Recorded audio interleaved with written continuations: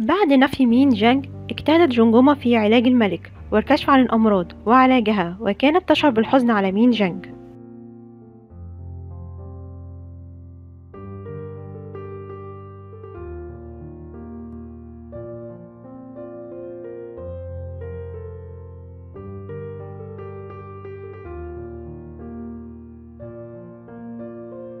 كانت تذهب إلى أماكن انتشار الأوبئة، وكانت تساعدها جان دوك في هذا.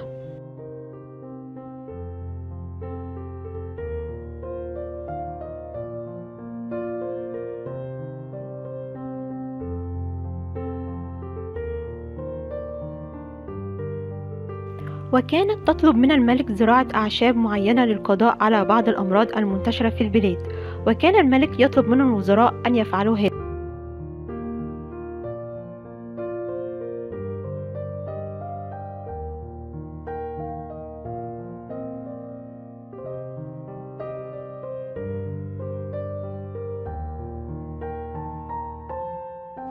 وبدأ ظهور المرض على الملك، وكانت تعتني به جمجمة وتعطي له الأدوية، وكانت تطلب منه ممارسة الرياضة.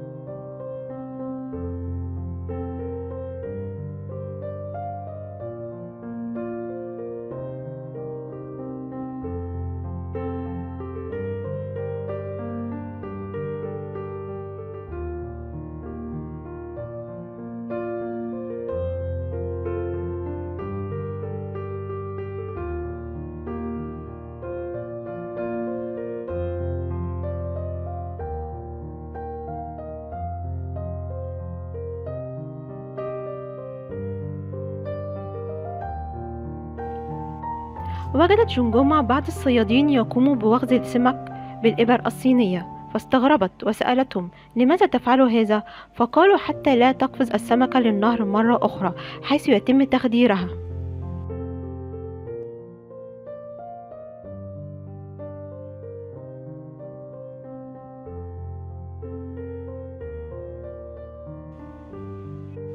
فقامت بتجربة هذا، ووجدت فعلا أن السمكة لا تتحرك.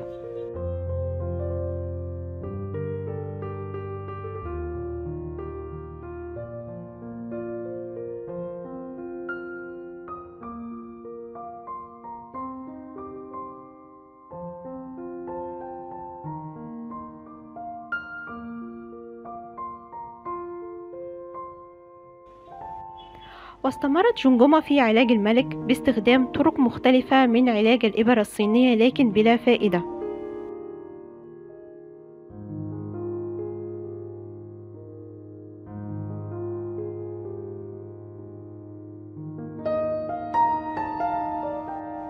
وذهبت إلى جان دوك وأخبرتها أنها اكتشفت كيفية التخدير باستخدام الإبر الصينية، وجربتها عليها جان دوك ونجحت فعلا.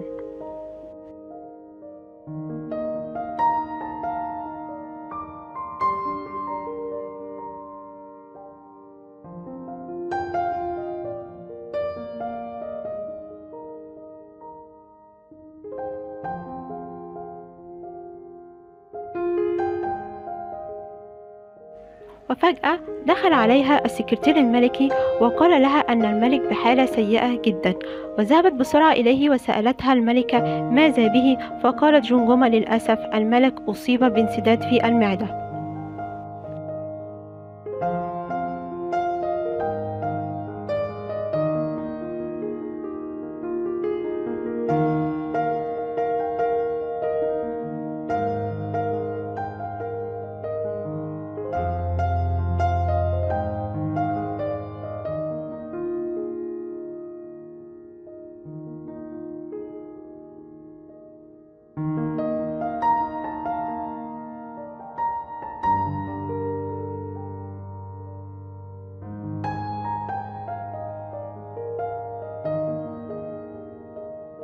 اجتمع الوزير مع الأطباء وقال كيف يحدث هذا، فقال له الطبيب شون إن جمجمة فعلت المستحيل لكي لا يحدث هذا، ولكن الالتهاب زاد في المعدة مما أدى إلى الانسداد، ولكن لا يوجد علاج لهذا المرض.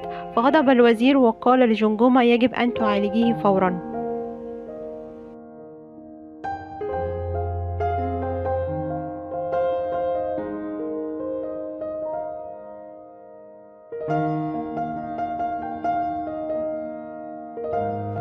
ذهبت جمجمة بسرعة إلى العيادة لتأخذ الإبر.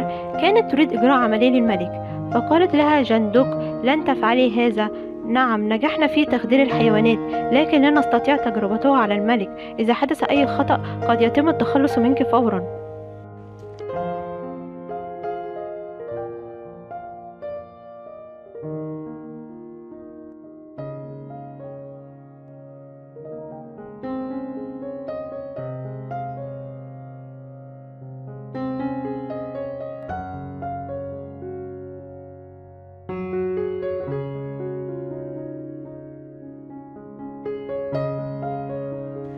ذهبت إلى الملك لتعطي له الدواء، لكن الملك لم يستطيع بلعه.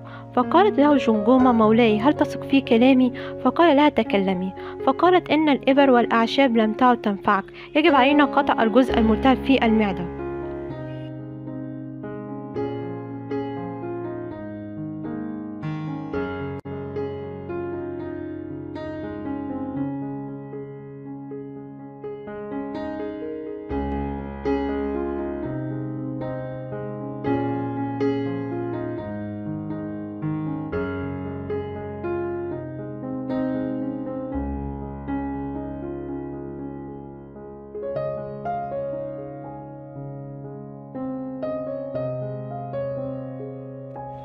فقال الملك: كيف نفعل هذا؟ فسكتت جمجمة قليلا وقالت: يجب فتح بطنك مولاي. وصدم الجميع، لأن في هذا الوقت لم يكن يعرفوا الجراحة والعمليات في جسم الإنسان، وكان العلاج عبارة عن أعشاب وإبر فقط.